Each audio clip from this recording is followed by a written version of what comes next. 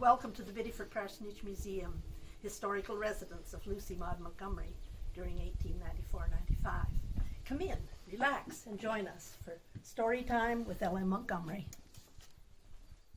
Hi, my name is Donna Williams, and I'm reading to you today a story from the Lucy Montgomery collections.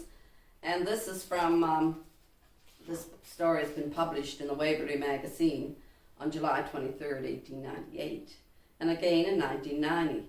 It was included in a collection of short stories entitled Among the Shadows and Tales from the Darker Side. And this is what the book looks like if you should be interested in purchasing it. Okay. You would have me tell you the story, grandchild. 'Tis a sad one and best forgotten. Few remember it now. There are always sad and dark stories in old families such as ours. Yet I have promised and must keep my word. So sit down here at my feet and rest your bright head on my lap, that I may not see you in your young eyes the shadows my story will bring across their bonny blue. I was a mere child when it all happened, yet I remember it but too well. And I can recall how pleased I was when my father's stepmother, Mrs. Montresor, she not liking to be called grandmother, seeing she was but turned of 50 and a handsome woman still, wrote to my mother that she must send little Beatrice up to Montresor Place for the Christmas holidays. So I went joyfully, though my mother grieved to part with me. She had little to love save me and my father, Conrad Montresor, having been lost at sea when but 3 months wed. My aunts were wont to tell me how much I resembled him, being, so they said, a Montresor to the backbone, and this I took to mean commendation, for the Montresors were a well-descended and well-thought-of family, and the women were noted for their beauty. This I could well believe, since all of my aunts there was not one but was counted a pretty woman. Therefore I took heart of grace when I thought of my dark face and spindling shape, hoping that when I should be grown up, I might be counted not unworthy of my race. The place was an old-fashioned, mysterious house, such as I delighted in, and Mrs. Montresor was ever kind to me, albeit a little stern, for she was a proud woman, and cared but little for children, having none of her own. But there were books there to pore over without let or hindrance, for nobody questioned of my whereabouts if I but kept out of the way, and strange, dim family portraits on the walls to gaze upon, until I knew each proud old face well, and had visioned a history for it in my own mind, for I was given to dreaming and was older and wiser than my years, having no childish companions to keep me still a child. There were always some of my aunts at the place to kiss and make much of me for my father's sake, for he had been their favourite brother. My aunts, there were 8 of them, and all had married well. So said people who knew and lived not far away, coming home often to take tea with Mrs. Montresor, who had always gotten on well with her stepdaughters, or to help prepare for some festivity or other, for they were notable housekeepers, every one.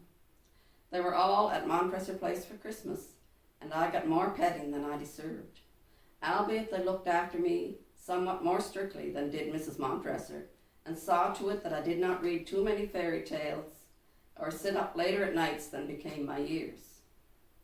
But it was not for fairy tales and sugar plums, nor yet for petting, that I rejoiced to be at the place at that time. Though I spoke not of it to any woman, I had a great longing to see my Uncle Hugh's wife, concerning whom I had heard much both good and bad. My Uncle Hugh, albeit the oldest of the family, had never married until now, and all the countryside rang with talk of his young wife. I did not hear as much as I wished, for the gossips took heed to my presence when I drew anear and turned to other matters, yet being somewhat keener of comprehension than they knew, I heard and understood not a little of their talk. And so I came to know that neither proud Mrs. Montresor, nor my good aunts, nor even my gentle mother, looked with overmuch favour on what my Uncle Hugh had done.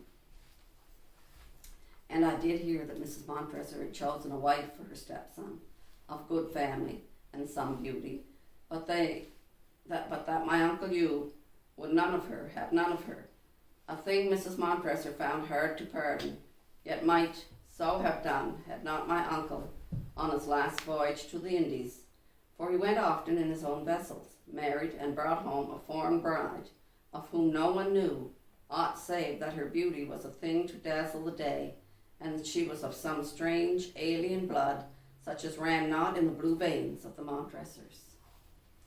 Some had much to say of her pride and insolence, and wondered if Mrs. Montresor would tamely yield her mistress-ship to the stranger.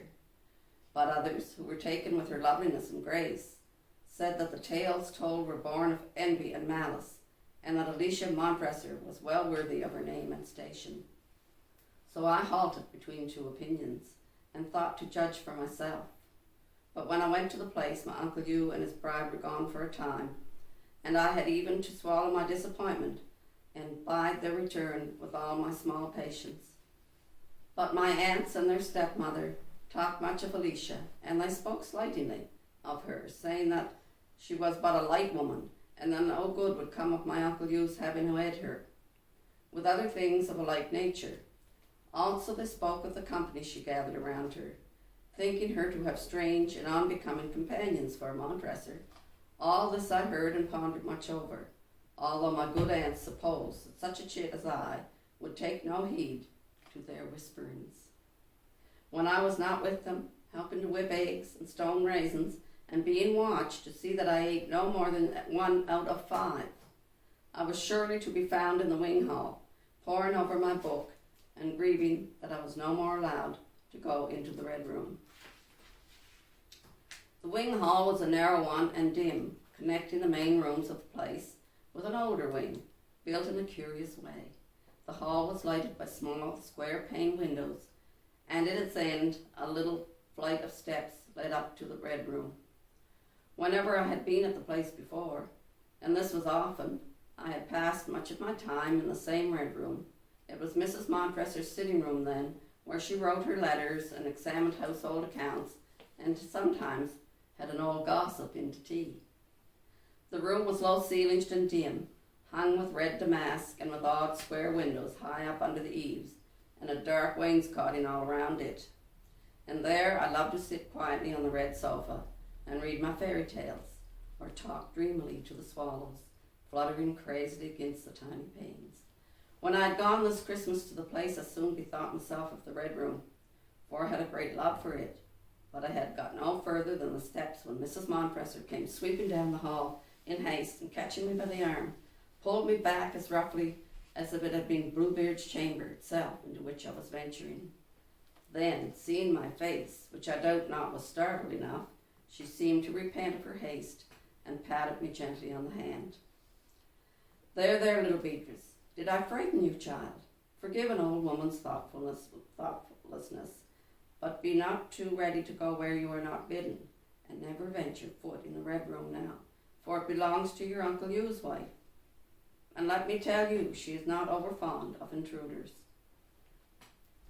I felt sorry overmuch to hear this, nor could I see why my new aunt should care if I went in once in a while, as had been my habit to talk to the swallows and misplace nothing. But Mrs. Montresor saw to it that I obeyed her, and I went no more to the Red Room, but busied myself with other matters. For there were great doings at the place, and much coming and going. My aunts were never idle. There was too much festivity, Christmas week and a ball on Christmas Eve, and my aunts had promised me, though not till I had wearied them of my coaxing, that I should stay up that night and see as much of the gaiety as was good for me. So I did their errands and went early to bed every night without complaint, though I did this the more readily for that when they thought me safely asleep. They would come in and talk around my bedroom fire, saying that of Alicia which I should not have heard. At last came the day when my Uncle Hugh and his wife were expected home. Though not until my scanty patience was well near wearied out, and we were all assembled to meet them in the great hall, where a ruddy firelight was gleaming. My Aunt Frances had dressed me in my best white frock and my crimson sash, and much lamenting over my skinny neck and arms, and bade me behave prettily, as became my bringing up. So I slipped in a corner, my hands and feet cold with excitement, for I think every drop of blood in my body had gone to my head. And my heart beat so hardly that it even pained me. Then the door opened, and Alicia, for so I was used to hearing her called, nor did I ever think of her as my aunt in my own mind, came in. And a little in the rear, my tall, dark uncle. She came proudly forward to the fire and stood there superbly while she loosened her cloak. Nor did she see me at all at first, but nodded a little disdainfully. It seemed to Mrs. Montresor and my aunts, who were grouped about the drawing-room door, very ladylike and quiet. But I neither saw nor heard aught at the time save her only for her beauty. When she came forth from her crimson cloak and hood, was something so wonderful that I forgot my manners and stared at her as one fascinated as indeed I was, for never had I seen such loveliness and hardly dreamed it. Pretty woman I had seen in plenty, for my aunts and my mother were counted fair, but my uncle's wife was a little like to them as a sunset glow to pale moonshine, or a crimson rose to white daylilies. Nor can I paint her to you in words as I saw her then, with the long tongues of firelight licking her white neck and wavering over the rich masses of her red gold hair. She was tall, so tall that my aunts looked but insignificant beside her, and they were of no mean height, as became their race, yet no queen could have carried herself more royally, and all the passion and fire of her foreign nature burned in her splendid eyes. That might have been dark or light for aught that I could ever tell, but which seemed always like pools of warm flame, now tender, now fierce. Her skin was like a delicate white rose leaf, and when she spoke, I told my foolish self that never had I heard music before, nor do I ever again think to hear a voice so sweet, so liquid, at that which rippled over her ripe lips. I'd often in my own mind pictured this, my first meeting with Alicia, now in one way, now in another, but never had I dreamed of her speaking to me at all, so that it came to me as a great surprise when she turned, and holding out her lovely hands, said very graciously, "And is this the little Beatrice? I have heard so much of you. Come kiss me, child." And I went, despite my Aunt Elizabeth's black frown, for the glamour of her loveliness was upon me, and I no longer wondered that my Uncle Hugh should have loved her. Very proud of her he was too, yet I felt rather than saw, for I was sensitive and quick of perception, as old young children ever are, that there was something other than pride and love in his face when he looked on her, and more in his manner than the fond lover, as it were, a sort of lurking mistrust.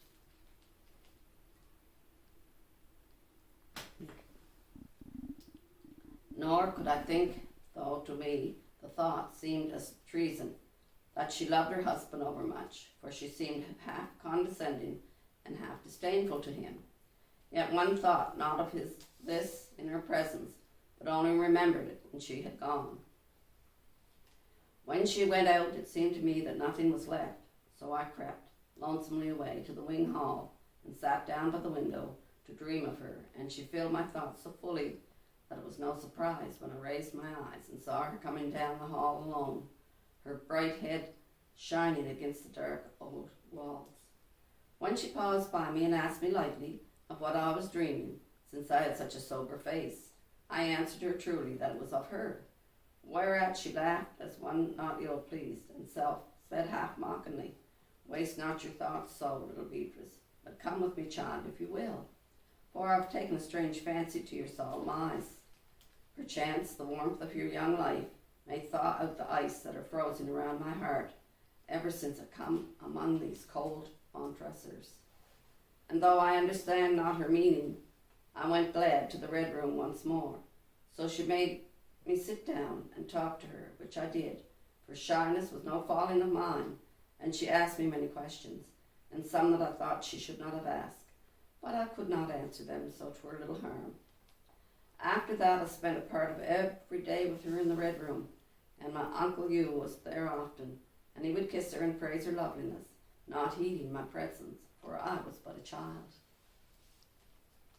Yet it never seemed to me that she endured rather than welcomed his caresses, and at times the ever-burning flame in her eyes glowed so luridly that a chill dread would creep over me, and I would remember what my Aunt Elizabeth had said, she being a bitter-tongued woman, though kind at heart, that this strange creature would bring on us all some evil fortune yet.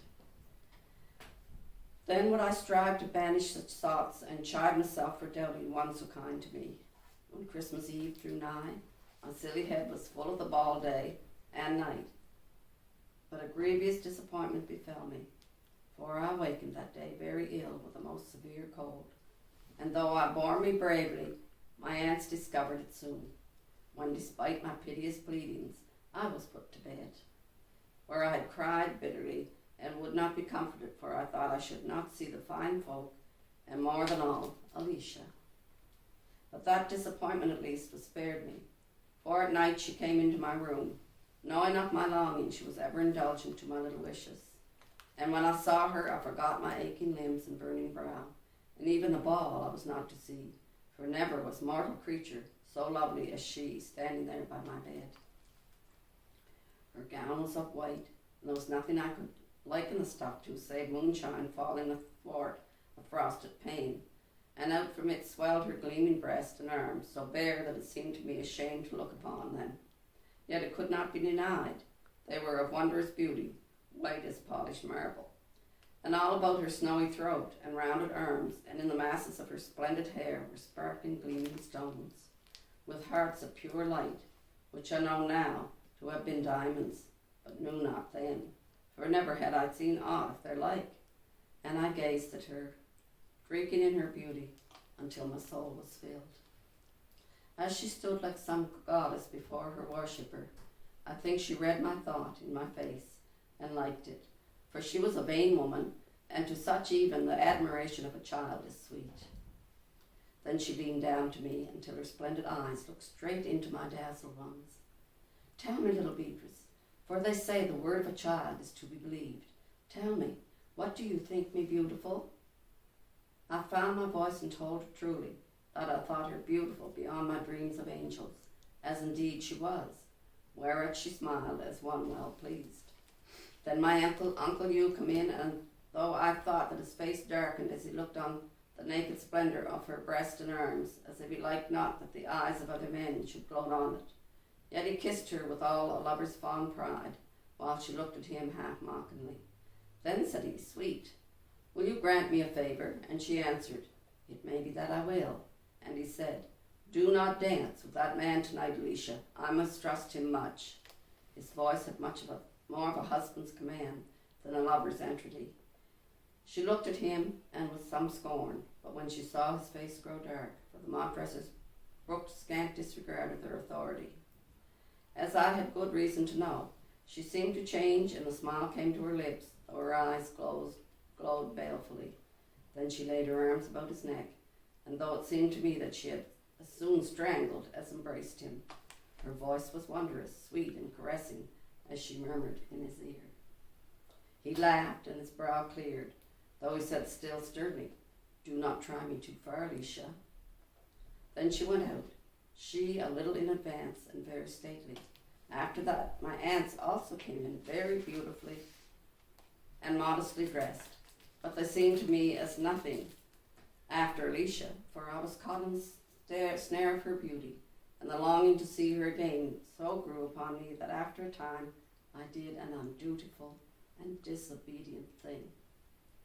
I had been straitly charged to stay in bed, which I did not, but got up and put on a gown, for it was in my mind to go quietly down, if by chance I might again see Alicia, myself unseen. But when I reached the great hall, I heard the steps approaching, and having a guilty conscience, I slipped aside into the blue parlour, and hid me behind the curtains, lest my aunts should see me. Then Alicia came in, and with her a man whom I had never seen before. Yet I instantly bethought myself of a lean black snake with a glittering and evil eye, which I had seen in Mrs. Montressor's garden 2 summers agone, and which was like to have bitten me.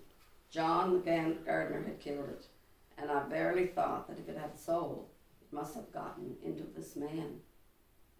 Alicia sat down, and he beside her, and when he had put his arms about her, he kissed her face and lips. Nor did she shrink from his embrace, but even smiled, and leaned nearer to him with a little smooth motion, as they talked to each other in some strange foreign tongue.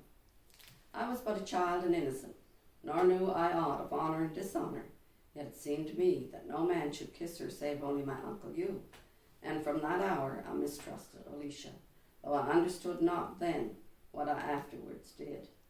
And as I watched them, not thinking of playing the spy, I saw her face grow suddenly cold, and she straightened herself up and pushed away her lover's arms.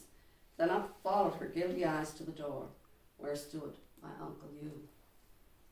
And all the pride and passion of the Montresor sat on his lowering brow. Yet he came forward quietly, as Alicia and the snake drew apart and stood up. At first he looked, not at his guilty wife, but at her lover, and smote him heavily in the face, whereat he, being a coward at heart, as all villains, turned white and slunk from the room with a muttered oath, nor was he stayed. My uncle turned to Alicia, and very calmly and terribly he said, "From this hour you no longer are a wife of mine." And there was that in his tone which told that his forgiveness and love should be hers nevermore.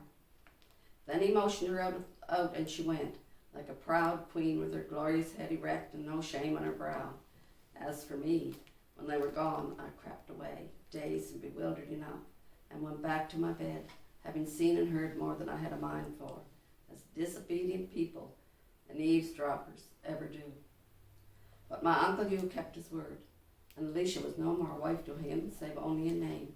Yet of gossip or scandal there was none, for the pride of his race kept secret his dishonour. Nor did he ever seem other than a courteous and respectful husband, nor did Mrs. Montresor and my aunts, though they wondered much among themselves, learn aught, for they dared question neither their brother nor Alicia, who carried herself as loftily as ever, and seemed to pine for neither love nor husband.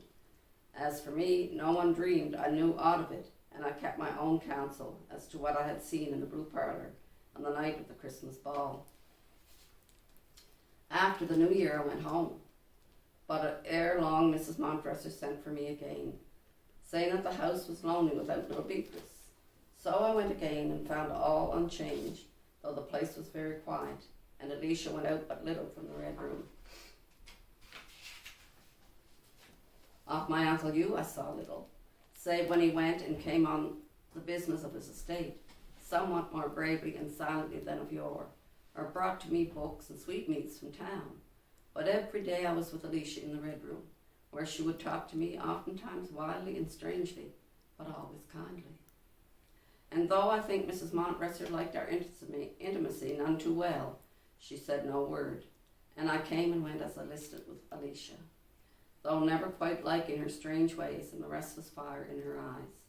Nor would I ever kiss her after I had seen her lips pressed by the snakes, though she sometimes coaxed me and grew pettish and vexed when I would not, but she guessed not my reason. March came in that year like a lion, exceedingly hungry and fierce, and my Uncle Hugh had ridden away through the storm, nor thought to be back for some days. In the afternoon I was sitting in the wing hall, dreaming wondrous daydreams, when Alicia called me to the Red Room, and as I went I marvelled anew at her loveliness, for the blood was leaping in her face, and her jewels were dim before the lustre of her eyes. Her hand, when she took mine, was burning hot, and her voice had a strange ring. "Come, little Beatrice," she said, "come talk to me, for I know not what to do with my lone self today. Time hangs heavily in this gloomy house. I do verily think this Red Room has an evil influence over me. See if your childish prattle can drive away the ghosts that ride in these dark old corners. Ghosts of a ruined and shamed life. Nay, shrink not. Do I talk wildly? I mean not all I say. My brain seems on fire, little Beatrice. Come, it may be you know some grim old legend of this room. It must surely have one. Never was place fitter for a dark deed. Tush, never be so frightened, child. Forget my vagaries. Tell me now, and I will listen." Whereat she cast herself lightly on the satin couch, and turned her lovely face on me. So I gathered up my small wits and told her what I was not supposed to know, how that generations agone a Montresor had disgraced himself and his name, and that, when he came home to his mother, she had met him in that same red room, and flung at him taunts and reproaches, forgetting whose breast had nourished him, and that he, frantic with shame and despair, turned a sword against his own heart, and so died. But his mother went mad with the remorse, and was kept a prisoner in the red room until her death. So lamely told I the tale, as I had heard my Aunt Elizabeth tell it. When she knew not, I listened or understood. Alicia heard me though, and said nothing, save that it was a tale worthy of the Montresors. Whereat I bridled, for I too was a Montresor, and proud of it. But she took my hand soothingly in hers, and said, "Little Beatrice, if tomorrow or the next day they should tell you, those cold, proud women, that Alicia was unworthy of your love, tell me, would you believe them?" And I remembered what I had seen in the blue parlour was silent, for I could not lie. So she flung my hand away with a bitter laugh, and picked lightly from the table near a small dagger with a jewelled handle. It seemed to me a cruel-looking toy, and I said so, whereat she smiled and drew her white fingers down the thin, shining blade in a fashion that made me cold. "Such a little blow with this," she said, "such a little blow, and the heart beats no longer, the weary brain rests, the lips and eyes smile never again. 'Twere a short path out of all the difficulties, my Beatrice." And I, understanding her not, yet shivering, begged her to cast it aside, which she did carelessly, and putting a hand under my chin, she turned up my face to hers. "Little grave-eyed Beatrice, tell me truly, would it grieve you much if you were never again to sit here with Alicia in this same red room?" And I made answer earnestly, that it would, glad that I could say so much truly. Then her face grew tender, and she sighed deeply. Presently she opened a quaint inlaid box, and took from it a shining gold chain of rare workmanship and exquisite design. And this she hung around my neck, nor would suffer me to thank her, but laid her hand gently on my lips. "Now go," she said, "but ere you leave me, little Beatrice, grant me but the one favour. It may be that I shall never ask another of you. Your people, I know, those cold Montresors, care little for me, but with all of my faults I have been kind to you. So when the morrows come and I tell you that Alicia is as one worse than dead, think not of me with scorn, only grant me with a little pity. For I was not always what I am now, and might never have become so had a little child like you always been near me to keep me pure and innocent. And I would have you but the once lay your arms about my neck and kiss me." And I did so, wondering much at her manner, for it had in it a strange tenderness, and so some sort of hopeless longing. By the hall window until night fell darkly, and a fearsome night it was, of storm and blackness, and I thought how well it was that my Uncle Hugh had not to return in such a tempest. Yet ere the thought had grown cold, the door opened, and he strode down the hall, his cloak drenched and wind-twisted in one hand, and a whip, as though he had but then sprung from his horse, in the other, what seemed like a crumpled letter. Nor was the night blacker than his face, and he took no heed of me as I ran after him, thinking selfishly of the sweetmeats he had promised to bring me, but I thought no more of them when I got to the door of the red room. Alicia stood by the table, hooded and cloaked as for a journey, but her hood had slipped back, and her face rose from its marble white, save where her wrathful eyes burned out with dread and guilt and hatred in their depths, while she had one arm raised as if to thrust him back.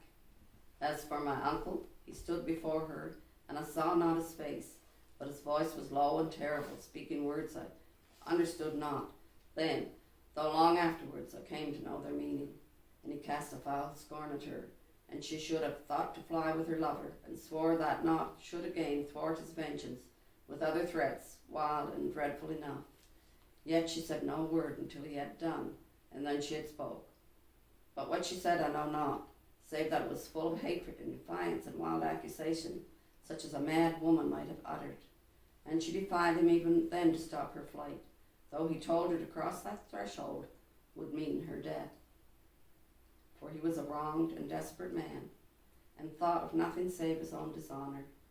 Then she made as if to pass him, but he caught her by her white wrist. She turned on him with fury, and I saw her right hand reach stealthily out over the table behind her, where lay the dagger. "Let me go," she hissed, and he said, "I will not." Then she turned herself about and struck at him with the dagger, and never saw such a face as was hers at the moment. He fell heavily, yet held her even in death, so that she had to wrench herself free. With a shriek that rings yet in my ears on a night when the wind wails over the rainy moors, she rushed past me unheeding and fled down the hall like a hunted creature, and I heard the heavy doors clang hollowly behind her. As for me, I stood there, looking at the dead man, for I could neither move nor speak, and was like to have died of horror.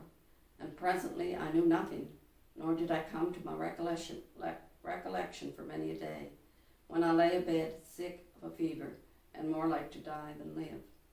So that when at last I came out from the shadow of my death, my Uncle Hugh had been long cold in his grave, and the hue and cry for his guilty wife was well nigh over, since naught had been seen or heard of her since she fled the country with her foreign lover.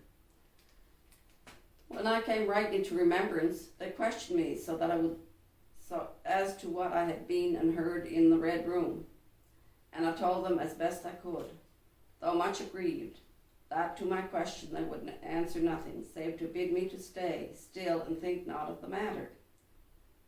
Then my mother, sorely vexed over my adventures, which in turn were but sorry ones for a child, took me home, nor would she let me keep Alicia's chain, but made away with it. Now I knew not, and little cared, for the night of it was loathsome to me. It was many years ere I went again to Montresor Place, and I never saw the Red Room more, for Mrs. Montresor had the old wing torn down, deeming its sorrowful memories dark heritage enough for the next Montresor. So, grandchild, the sad tale is ended, and you will not see the Red Room when you go next month to Montresor Place. The swallows still build under the eaves, though I know not if you will understand their speech as I did. Thank you.